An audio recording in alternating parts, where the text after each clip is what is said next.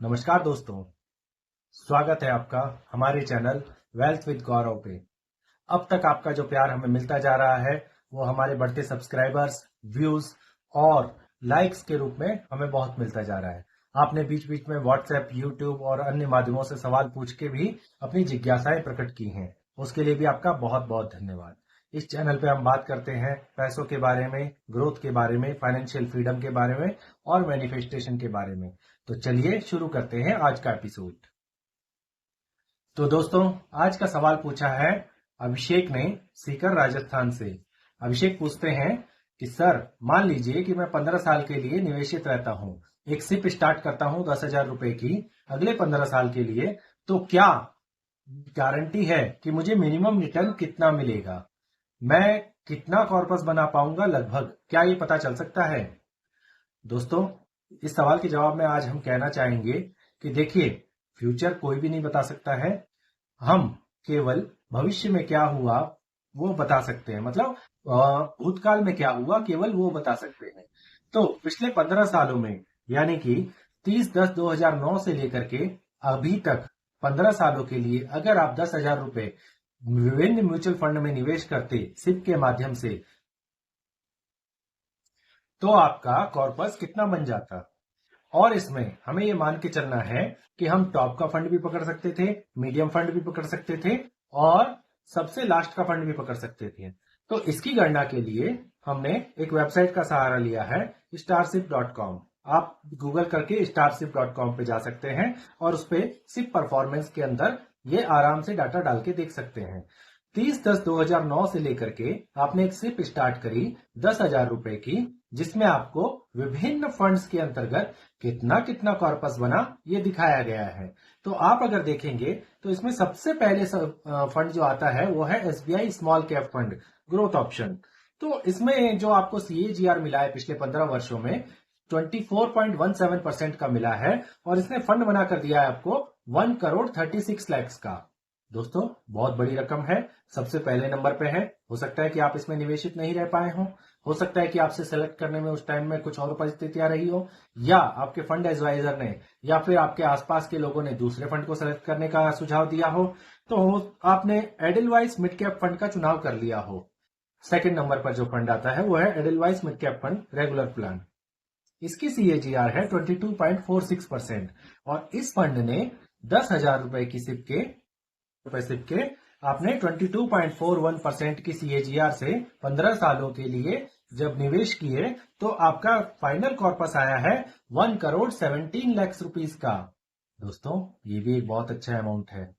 अब आपका तीसरा फंड हम लेते हैं डीएसपी स्मॉल कैप फंड। ये भी पिछले 15 सालों में बहुत अच्छा रिटर्न देने में सहायता करा है और अगर आपने 10,000 रुपए 15 सालों तक निवेश किए, वही 18 लाख रुपए आपके टोटल जमा हुए और इसमें 22.41% का आपको सीएजीआर मिला, तो आपका फंड बन जाता 1,16,00,000 रुपीज। तो दोस्तों, टॉप 3 के फंड आपको 1 करोड़ के पार तो पहुंचा रहे हैं केवल 10,000 रुपए की सिप के माध्यम से, और अभी तक आपने कोई सिप के अंदर ईयरली इंक्रीमेंट भी नहीं किया है। तो देखा दोस्तों, ये है power of compounding, power of SIP. तो अब मान लेते हैं कि आपसे टॉप के 3 या टॉप के 15 या टॉप के 20 फंड तो नहीं पकड़े जाएंगे। लास्ट अगर आप टॉप के 3 या 2 फंडों में से किसी का चुनाव करते तो आपका प्रदर्शन कैसा रहता, ये देखते हैं। तो दोस्तों, अगर आपके हाथ मान लीजिए कि 48 नंबर का फंड भी लगता, 1 से 50 तक में हमने रैंकिंग दी है 48 नंबर के फंड को, वो फंड है Nippon India small cap fund. उसकी सीएजीआर है 18.89%। तो मान लीजिए कि वही 10,000 रुपए आप निवेश करते 15 सालों तक, आपका फंड कॉर्पस बनता 18 लाख रुपीज आपने जमा किए होते और आपका टोटल कॉर्पस बनता 85,057 रुपीज, 85,57,000 रुपीज का। कोई कमी नहीं है, बहुत अच्छी बात है। आपकी एफडी, आरडी और सरकारी बैंकों में मिलने वाले फंड से बहुत ज्यादा है। ये था 48 नंबर का फंड। अब हम लेते हैं 50 नंबर का फंड, जो कि है taurus mid cap fund regular plan growth. दोस्तों, इसने भी 18.78% का रिटर्न दिया है सीएजीआर के रूप में और टोटल कॉर्पस बनाया है 84,73,000 रुपीज का।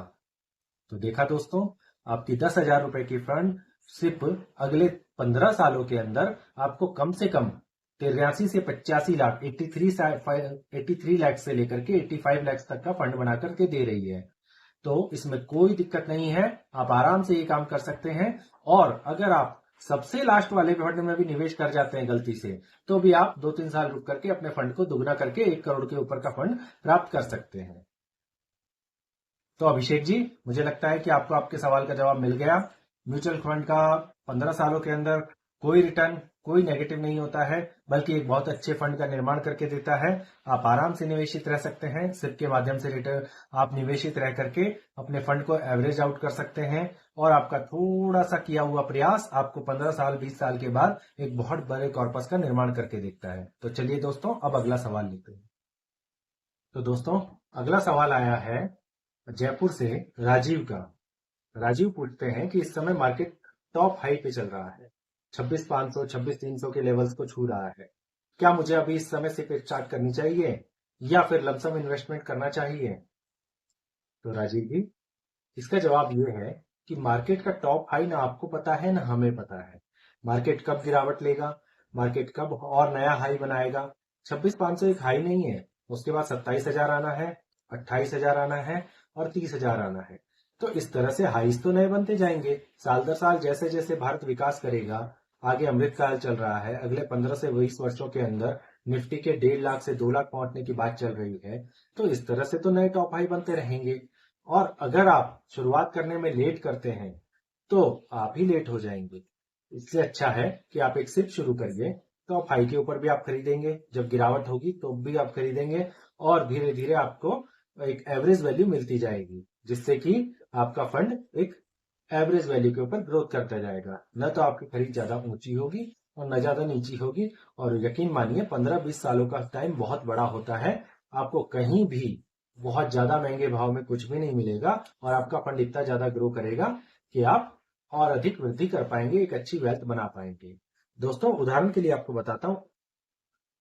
उदाहरण के लिए हम निफ्टी की चार्ट को देख सकते हैं, जो हमने आपकी सहायता के लिए यहाँ लगाया है। आप देखेंगे कि 367 के लेवल से स्टार्ट होकर के निफ्टी एक हाई बनाता गया। उसने 5 to 6,000 का हाई बनाया। उसके बाद आया 2008 का क्राइसिस। उसके अंदर निफ्टी ने वापस से एक गोता लगाया और फिर 2500 तक वो पहुंचा। 2500 600 के लेवल तक जाने के बाद वापस से उसने एक टॉप हाई बनाया। फिर उसके बाद आया 2020 के अंदर कोरोना के अंदर एक वापस से डिप बना, और उसके बाद वापस से नए हाई लगाते हुए निफ्टी आज वापस टॉप पे है। इस बीच में कई बार निफ्टी ने एक करेक्शन लिया है। करेक्शन हेल्थी होते हैं, बाजार के लिए जरूरी है, क्योंकि तब आपको सही रेट के ऊपर म्यूचुअल फंड इन्वेस्टर को सही दाम में सही शेयर्स मिल पाते हैं और वो इन्वेस्ट कर पाते हैं। तो करेक्शंस हेल्थी होते हैं, इनसे आपको घबराना नहीं चाहिए। जब भी अगली बार ऐसी गिरावट आए तो अपने पैसे को आपको ज्यादा से ज्यादा लगाना है, कि जिससे आपको ज्यादा से ज्यादा रिटर्न मिल सके। दोस्तों, आज के लिए इतना ही। अगर आपको वीडियो पसंद आया हो तो व्हाट्सएप यूनिवर्सिटी पर दोस्तों के साथ शेयर कीजिए, वीडियो को लाइक कीजिए, सब्सक्राइब कीजिए और शेयर भी कीजिए। कमेंट में गुड लिख करके हमें उत्साहित कीजिए। Thank you.